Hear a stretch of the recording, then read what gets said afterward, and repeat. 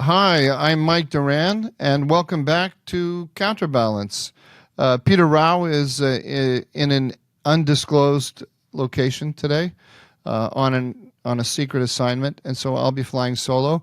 And my guest is Izabella Tabarovsky.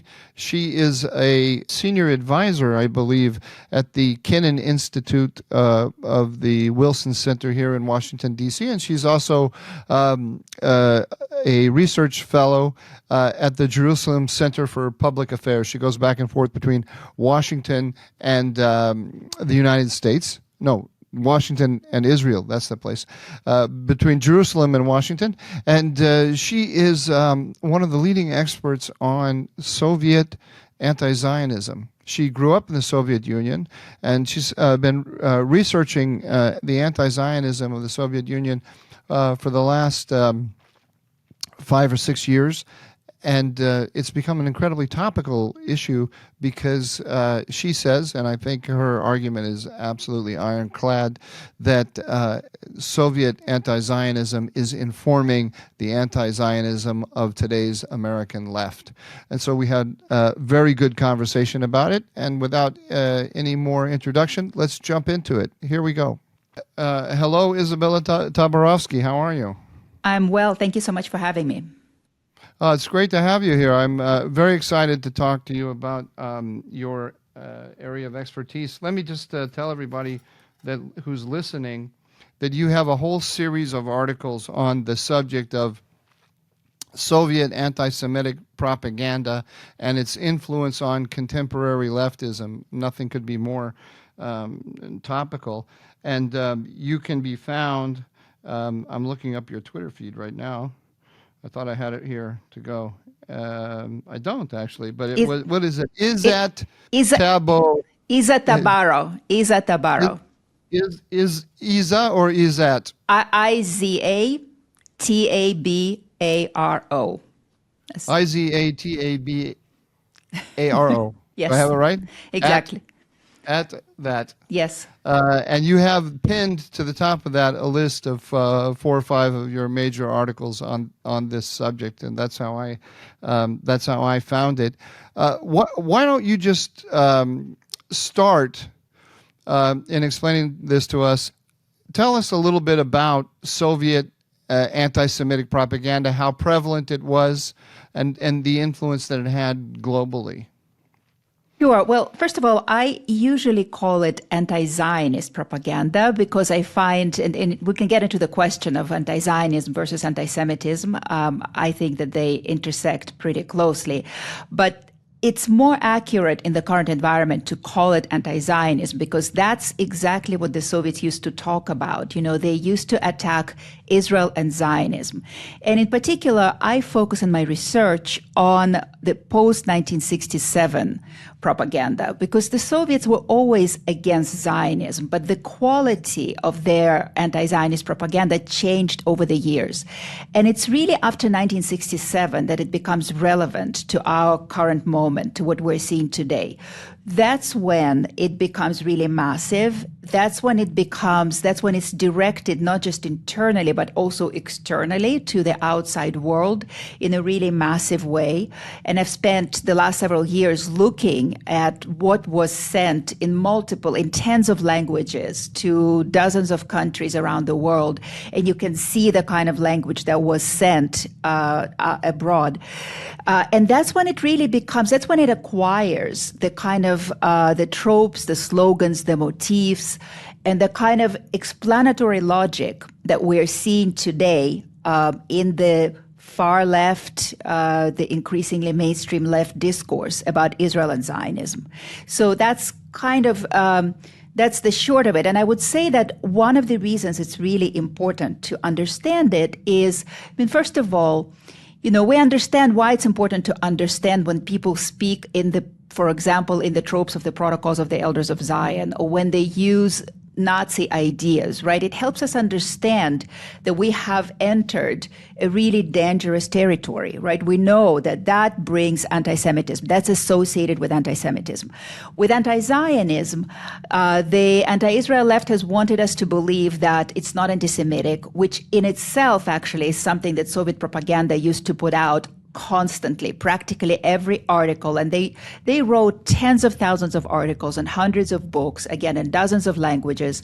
In every one of them, essentially, you would find a line that will say, we are not anti-Semitic because anti-Zionism is not anti-Semitism. And they would say, well, you just, Zionists always always accuse others of anti-Semitism in order to deflect from criticism of Israel. So all of it goes back to that. But if we look at the Soviet case, then we can see very, very clearly, it's very well documented how under that kind of language that we're hearing today, what happened to the Jewish community then, how the anti-Semitic impact was very, very obvious. So why was there this turn? Let's look at this historically, and then a little bit historically, and then we'll move to the contemporary period, if that's okay with you. Mm-hmm. Why was there this turn in '67 to put such emphasis on it? I know there was as you mentioned it, an anti-Zionist strain in Soviet propaganda before that. Why did it intensify so much at that period? So in '67, of course, is the year. It's the year when Israel won in the Six-Day War. It defeated Soviet allies, Soviet Arab allies, and they were not just allies. They were, the USSR financed and trained the Arab armies, and they really did not anticipate at all that Israel would win. And when Israel did win, it created a massive, massive crisis in Moscow and inside the socialist camp. And they begin to think how to counter it. And they really begin to think, to them, it's a sign that something much bigger than this tiny little Israel is operating against them. They believe that at this point, the conspiracist thinking kicks in. And of course, Soviet political culture was always conspiracist. If you look at it all the way back to 1917, the conspiracist thinking kicks in, and they think, well, there must have been some other bigger forces directing and helping and arming and supporting Israel. And of course, they point to the U.S., which is not, in 1967, it wasn't the case. But they point to the U.S.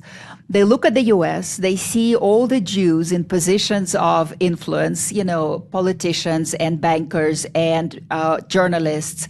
And they look at the Jewish community that's very kind of diverse and well developed. And they also look internally, and what they see internally is they see that Soviet Jews, the Six-Day War had an impact on all of the Jews around the world, and it had also an impact on Soviet Jews. And for them, it was it was an eye-opening moment when they suddenly realized that their Jewish identity can actually be a source of pride, not just a source of humiliation, not just a source of something to be ashamed of, but a source of pride. And so that creates also an issue for the Soviets. All of a sudden, Soviet Jews want to exercise their Jewish identity. They want to learn Hebrew. They want to emigrate, and all of it is prohibited. So the Soviets are worried about their kind of internal stability because emigration was prohibited. Plus, in the U.S., you have the campaign for Soviet Jewry that begins at this point, and the Soviets interpret it as as an attempt to undermine the USSR from without. So they look at all of it, they connect all of these dots, and they really believe, actually. I don't think that it was just something they were saying for show. I actually believe that they believed that there is this big conspiracy operating against them. Zionists are everywhere in America, and America is against them. And so that's when kind of they feel this need to develop a unified theory of Zionism and push it out to the global left and the developing world in particular, as they seek to split the public opinion, the global public opinion, and also kind of build alliances for themselves. So it was the '67 war being an incredible victory by Israel. In 6 days, they overcame the armies of 3 neighboring states, 2 of which, Egypt and Syria, were close allies of the Soviet Union. They're using mainly French weaponry, the Israelis, but they prove themselves to be much more capable, both in the air and on the ground. They had better weapons and used in more capable hands than the Soviet allies. So that embarrasses the Soviet Union, and they have to explain to their allies, and not just to the ones who were defeated, but to everyone else who's allied to the Soviet Union, how is it that this little tiny country run by a people that historically has been seen as weak, it seems like a kind of a deformation of the natural order of things, that this people should be defeating them. And then at the same time, I didn't realize that the awakening of Jews inside the Soviet Union would be unsettling to them to such an extent. Why would that be so unsettling to them internally? Was it because of the role that Jews played in the Soviet Union, or did it call into doubt their own project at home? Well, I think this is a really good point, that it calls into doubt their project at home, but it also, I think it's the presence, in particular the presence of the external factor, the fact that there is now kind of an agitation in the Western world in support of Soviet Jewry, that they believe that, Jews, the kind of the traditional protocols of the Elders of Zion perspective, that, Jews can now be a fifth column.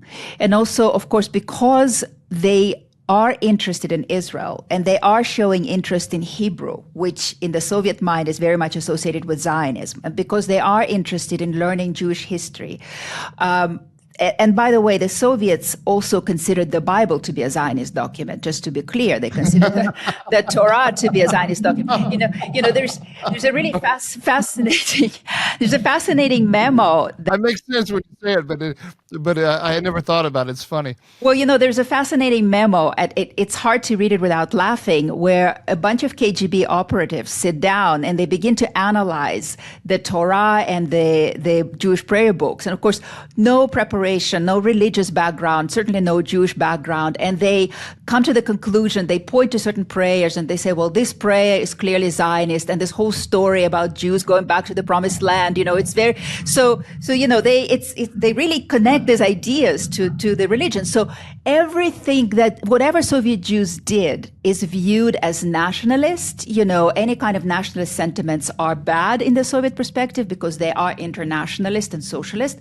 But Zionist sentiments are especially viewed as dangerous. They always were, starting from Lenin and Stalin. But by this point, there is this external factor present. The Jews are viewed as being potential recruits for the Mossad and for the CIA, and potentially acting to undermine the Soviet state. And there are dissidents among the Jews who are now agitating loudly, like Natan Sharansky, but there were many others. So all of it is really, it's becoming a really big focal point for the KGB at that point. Let me, at the risk of taking us too far afield, let me just ask you a question that comes to mind, because you can solve a problem for me. I hope I don't lose our listeners here, but the doctor's plot in, when was it, 52, 53? Right. Can you just tell us a little bit about that, and I never understood it. I've read about it in 100 history books, and I never understood why it came about. If there was any, you'll be able to tell the listeners better than I what it was. But why did it happen? It seems to be the earlier manifestation. I wanted to ask if this is the earlier manifestation of what you're talking about, or if we should see it in a different frame. Yes, it is an earlier manifestation for sure. That late Stalin anti-Semitism, that the doctor's plot is really part of a broader campaign that begins even early. It begins in 48 really is more like it. There was the anti-cosmopolitan campaign, in which Jews were cast as cosmopolitan, kind of anti-patriots, not really belonging in Russia, so and in the Soviet Union. And during that campaign, it's basically the end of Jewish intelligentsia or pre-war intelligentsia in the Soviet Union. That's when I don't know if your listeners know about it or not, but what's known as the Night of the Murdered Poets happens. That just a bunch of Jewish intelligentsia are, they're arrested, they're tortured, they're interrogated, they're also accused of harboring nationalist, essentially Zionist sentiments, of being also pro-America, and then they are executed. And the Doctor's Plot is an extension of that. The idea was to show that there were Jewish doctors who wanted to poison and essentially to murder the leadership of the Kremlin. It was completely and purely anti-Semitic. It also had very specific anti-Zionist language attached to it. I think that there are still debates going on as to whether the plan was to prove that, in fact, the Jewish doctors wanted to do that, and then use it as an excuse to remove Jews from all of European Russia back into Siberia somewhere. And of course, the fate interfered, and Stalin died, by the way, right on Purim, which is very symbolic and significant. But yeah, that was the idea. But so yeah, it's a precursor, and in fact, a lot of the people who craft the anti-Zionist campaign of post-1967 are viewed as Stalinists. They came of age professionally under Stalin. They kind of held their, they were loyal to Stalin, and there is sort of a resurgence of that in the 1960s. And so there is definitely a connection. One of the things that I find fascinating about Zionism and the Israeli-Palestinian conflict is the extent to which so many other issues and conflicts that in practical terms have nothing to do with it, couldn't be farther removed from it, I can't find the language. They get projected onto it or refracted into it. When I look at these people who are protesting in American universities. I used to teach at an American university. I know how little they know about the world beyond our borders. I'm sure if I put a map of the Middle East in front of most of them and said, show me where Jerusalem is, tell me what the Gaza Strip is, and so on. There'd be a few that have been catechized in progressive politics, and they would be able to answer. But they'd be one PowerPoint deep on the subject. If I asked them, to talk about the history, they wouldn't be able to do it. And yet they'll feel intensely about it. And there's no other issue that does that to them. They don't get exercised about the Tibetan issue, or I don't know, the plight of the working class in American cities, whatever, anything you want to think of. Or issues where Muslims in other countries are oppressed or murdered, right? Yeah. Uyghurs in China. Yeah, right. They wouldn't care. Or we even have the example of the Assad and the Russians destroying the cities of Syria. Nobody was on American campuses protesting that. But it's interesting for me to see that when you're talking about this, that this isn't just a Western phenomenon. There's an element to this in the Soviet Union as well, that Zionism has some kind of special resonance within the system. Unlike, I want to say unlike anything else, but I'm not a Soviet expert or a Russian expert. You'll tell me. Does it have a special quality like this, or are there other foreign policy issues that are comparable? Well, I think after 67, and I want to clarify that it changes after the Soviet Union falls apart. So it's not the same now, although we see a little bit of a resurgence of that in this current moment. It's completely instrumentalized because Putin, this conflict is very, very useful for him. But it ends essentially with the fall of the USSR, which kind of shows you that it really was completely inorganic. It only existed for so long as there was financing, for as long as there was the state that needed it, so it was willing to support all of these academic institutions, all of these journalists who wanted to write or were willing to write about it. So there was a massive institutional structure supporting this, and not to mention foreign propaganda, right? That's a really important part. And so after 67, it becomes one of the priorities. There are certainly other issues, but it becomes a real kind of central focal point. In other words, they really believe that there is a Zionist conspiracy operating against them, around the world, and they need to fight it. And I think, unfortunately, the Soviets, of course, were very much associated with the pro-Palestinian cause. But I do, just as you say, I think that so many people and so many other kind of powers have instrumentalized this conflict for their own purposes. And the Soviets certainly instrumentalize it. And I think that my view is that they really sold the Palestinian cause as the central cause to the global left. Along with the idea that Israel represents the most criminal, evil, illegitimate state on the planet. Because what they've done, and I think I've been thinking a lot actually about what you just said, that how this is it's the only cause that the left has, and it has so much special language around it, right? So Zionism is racism, and it's fascism, and it's Nazism, and it's settler colonialism, and it's apartheid. It's like every evil under the sun, evil in the left-wing universe converges on Israel and converges on Zionism. There isn't anything else like that, and it's by design, and you can see how for 25 years. Soviet propaganda constantly equated this conflict, the Israeli-Palestinian conflict, with every major problem or every major issue that the left was dealing with in an attempt to kind of ingratiate or inculcate this cause with the global left. So, when Vietnam was in their articles, they would compare what's happening, what Israelis are doing to the Palestinians to what the Americans were doing to the Vietnamese.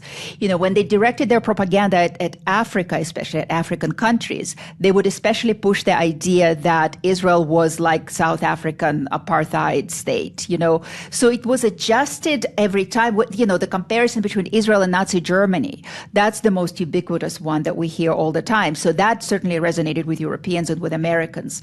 So every cause, every major catastrophic kind of development could be equated to Israel. You suggest that you have documents, the KGB officers and so on, talking about these things. When they did instrumentalize it, when it wasn't just an article of belief of theirs, what were the main points? Why did they think it helped them? To do this? Why did they think it would help? Well, what are the practical benefits that they saw from doing it? Well, look, first of all, I want to say that I don't have any particularly unique memos. This is all, everything is published, translated, has been out there for a long time. I think that what the benefit that they saw aside from really feeling like they're fighting a really important enemy that's preventing them from being more successful than they want to be, is I think that they see it as a way to forge stronger alliances in the developing world and among the global left, because we have to see it in the Cold War context. And so this is when the USSR is kind of, it's the developing world and the post-colonial world standing together with the USSR against the Western world, the imperialist camp. And this really, this is what I think, it really helps them unite so many of the very disparate actors that they're trying to bring under their umbrella, because it becomes such a flexible tool. It's part of the reason why this kind of propaganda is very hard to fight. They made it, by comparing it to every evil under the sun, they've made it so flexible that they could speak to every audience that was important to them.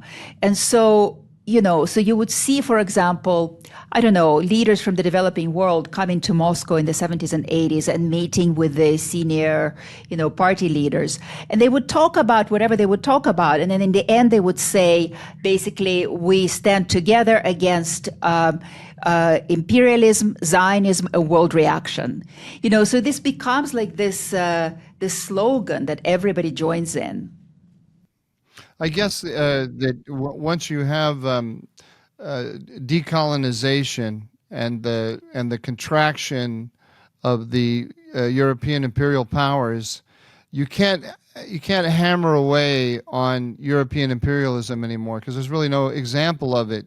So the only thing that fits, if you're trying to unite the developing world, the only thing that can be made to fit the template that was already developed for decades in the fight between the Soviet Union and the Western powers would be Zionism. So that's that's the reason I suspect I'm making a statement, but I'm actually asking a question that why we don't get issues like the Uyghurs or the Tibetans or any other oppressed people that are oppressed by non-Westerners. This is a case where you can say this is the essence of the West is colonialist, the essence of the West is imperialist, and it's a way of getting at both of them simultaneously. It's anti-Zionism, but it's also against the United States and against the West and against capitalism. And Exactly right. And to be honest with you, I also think that, when you look at how they put together the language for this is really what I do most of the time is I analyze the language. So much of it is built really on the pre-existing prejudice against Jews. Literally the people who put it together, I mentioned that, they were Stalinists, but that's not the only thing that they were. A lot of them were also, they spoke in the Marxist-Leninist idiom, but their actual views were very much kind of far-right, fascist, neo-fascist, neo-Nazi. This was kind of the far right-wing dissidents in the Soviet Union. There weren't just the liberal dissidents like Sharansky and Sakharov. There were also far right kind of people, right? And so there was a group, and they were also suppressed, by the way. But this group made itself useful to the state by selling it, essentially, its knowledge about Jews. And where did it get its knowledge about Jews? Well, it got it from the protocols. It got it from the pogromist literature, the pre-revolutionary pogromist literature. These people were looking to pre-revolutionary Russia, to the monarchy, to the Christian Orthodoxy, viewing it as kind of the future path, maybe, of development for the Soviet Union. And so they take these anti-Semitic ideas and they transform them into something that could be presentable to the left by converting it, by essentially using, say, Zionist instead of Jews. So it's a way of, I'm sorry to interrupt you. That's fascinating. So this is a way, I'm repeating back to you what I think I heard and just to see if I got it right. This is a way that sort of great Russian nationalists can keep some of their fundamental ideas and identity alive within a communist Soviet construct. Precisely. And, you look at how they're kind of, the assessments that they themselves made of that effort after the USSR fell apart. And by the way, they all continued, once the USSR fell apart, they just went on, on the far right with the Russian kind of neo-fascist and neo-Nazi groups. They no longer had to hide that, and one of them wrote that it was one of their biggest achievements in this effort of creating this anti-Zionist propaganda was to bring in kind of the Marxist-Leninist idiom into all of it so that they could say the ideas that they could not otherwise say out loud. So, right. Yeah. Oh, I see. That's fascinating. Let's. I'd love to stay on that, but we're gonna run out of time, and we'll never get to the contemporary. Let's get to the contemporary, but let's do it through Vladimir Putin, because he seems to be at this moment in this crisis moving back toward some of these ideas, but to the extent that I followed it before this moment, there's this fascinating kind of synthesis that he did between Soviet ideology and Tsarist ideology. He kind of melded the two, it seems to me.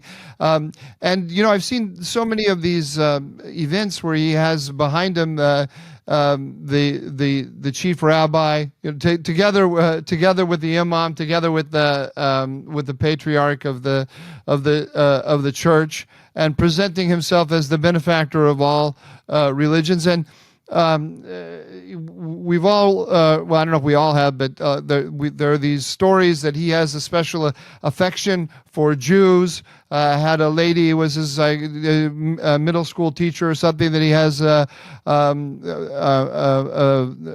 very strong relationship with, has always had very deep affection for her.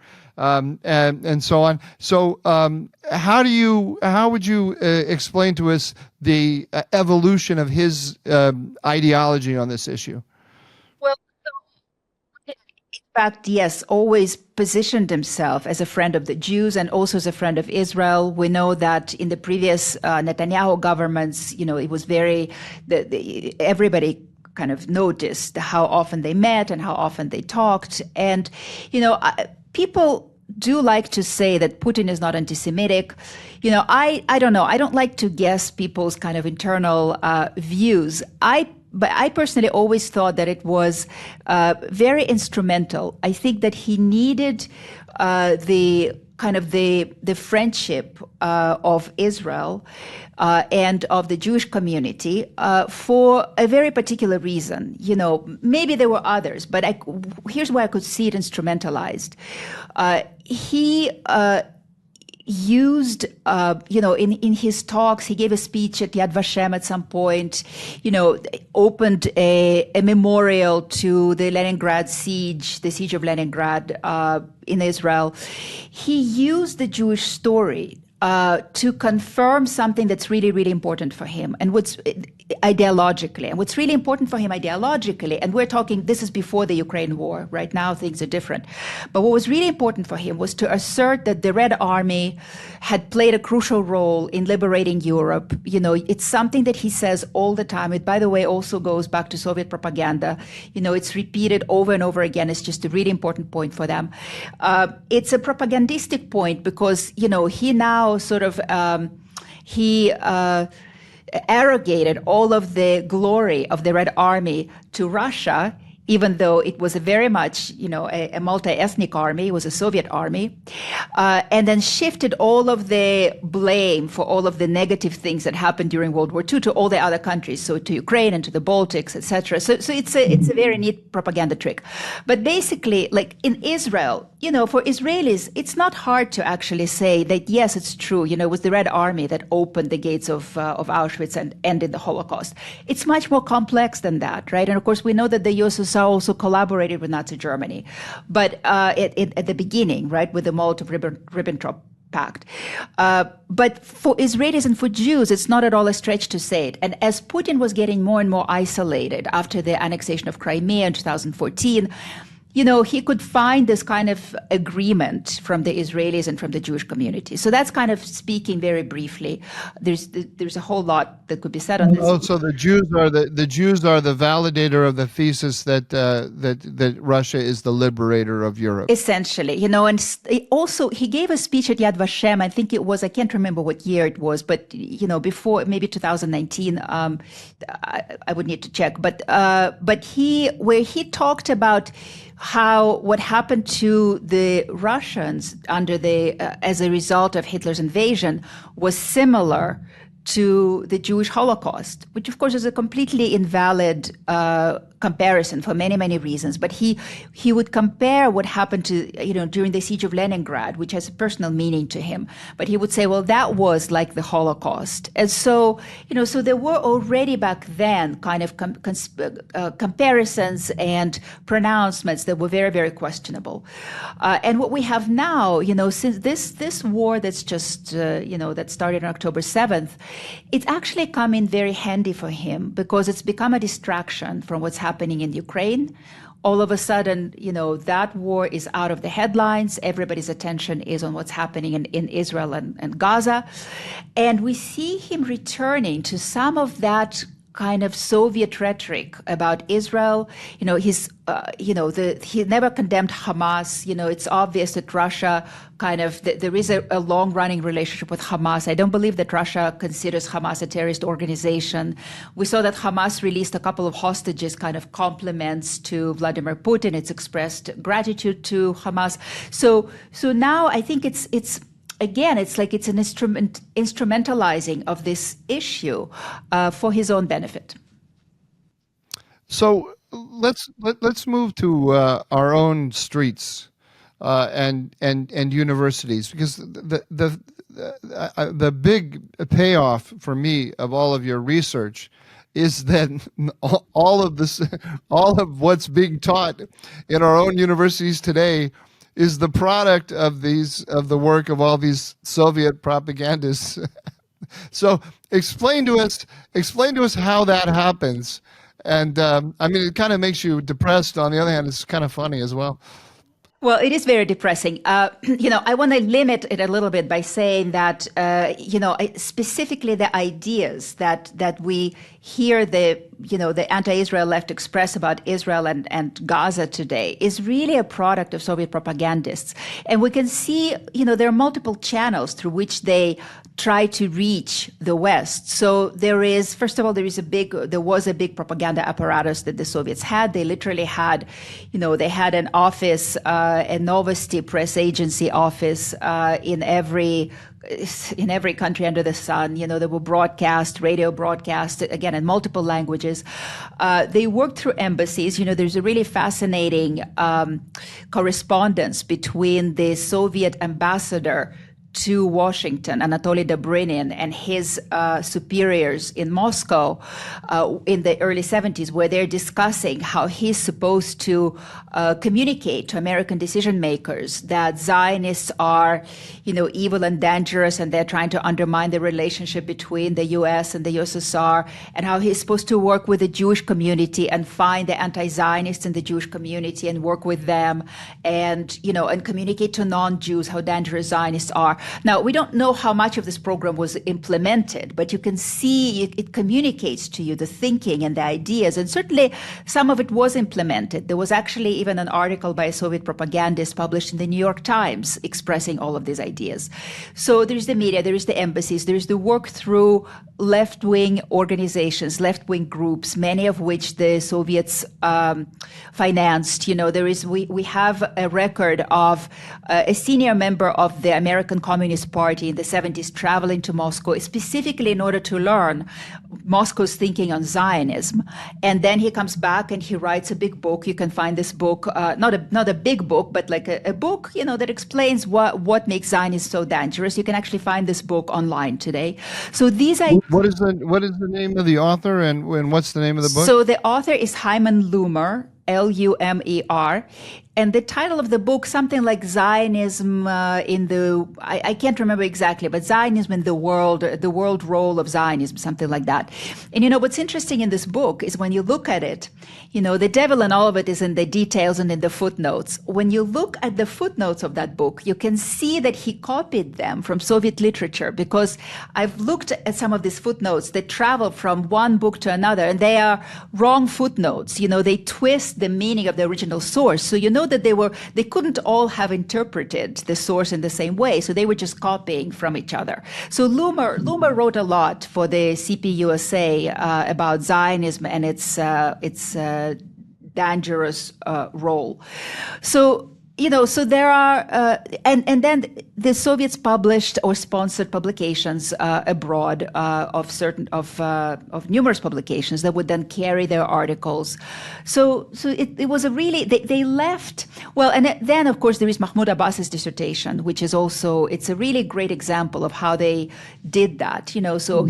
Sorry, just for everybody's information, Mahmoud Abbas, the leader of the Palestinian Authority, did a PhD in Moscow on Zionism, which, Izabella, you will correct me if I'm wrong, basically equates Zionism with Nazism.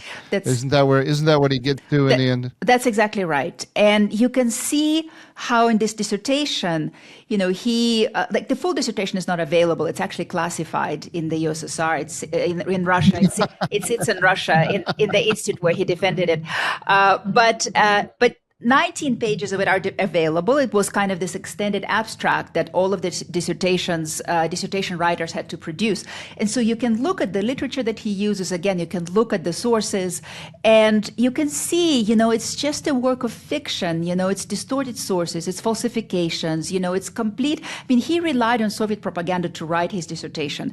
But think about it. So he writes his dissertation, it gets validated through the prestige of the Soviet Academy of Sciences. He goes back, a book is published based on this dissertation, and all of these ideas are essentially there, and they're validated through him getting a PhD. So the thing about Soviet anti-Zionism is that it left a very rich a very thick layer of published materials, which can be very easily picked up. Some of it circulates on the internet and replicated. And what I believe happened is that now I remember your question.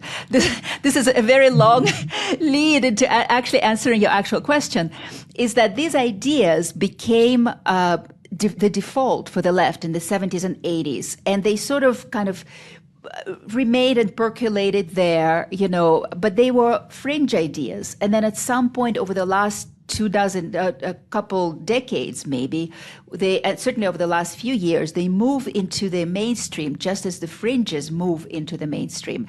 And there can be other influences as well. I mean, the left's attachment to the Palestinian cause. I mean, I think that the Palestinian intellectuals certainly would have been influenced by these ideas. So it's all kind of then coming together. Yeah, I think all Arab intellectuals are. I mean, I shouldn't say all, but a very large percentage of Arab intellectuals were influenced by it, and then the entire field of Middle Eastern studies has been influenced by it.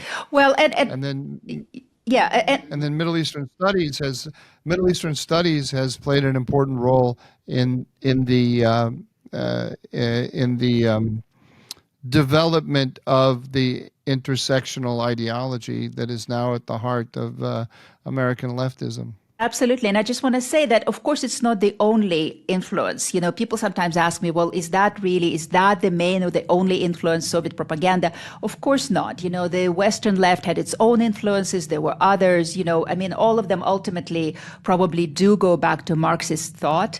But as far as anti-Zionist propaganda goes, it's just one of the elements that influence the left. And I think it's fascinating that, the left is very diverse and it has evolved.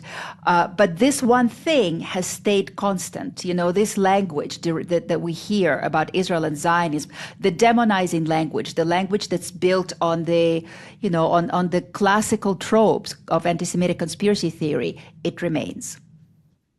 But this is a moment where there's a real intensification. I guess because of social media. To what extent are you seeing it pushed out on social media by Russia today? Is this a theme of Russian propaganda? Well, it's a theme inside the country. It's a theme to an extent externally as well. I don't monitor the internet. I don't have the tools to monitor all of these kind of state actors that push out this propaganda. Until October 7th, I would have said that Russia was probably not a significant player in pushing this propaganda out. It may have got activated more in recent weeks, but I still don't think that it comes close to all the other actors that have been pushing this propaganda for years. Well, unfortunately, Izabella, we're out of time. I have so much more to ask you. Maybe I can have you back sometime soon to discuss this. I'll be happy to. It's really fascinating, really important, and troubling, but fascinating at the same time. Thank you so much for having me. Thank you. Bye-bye. Bye.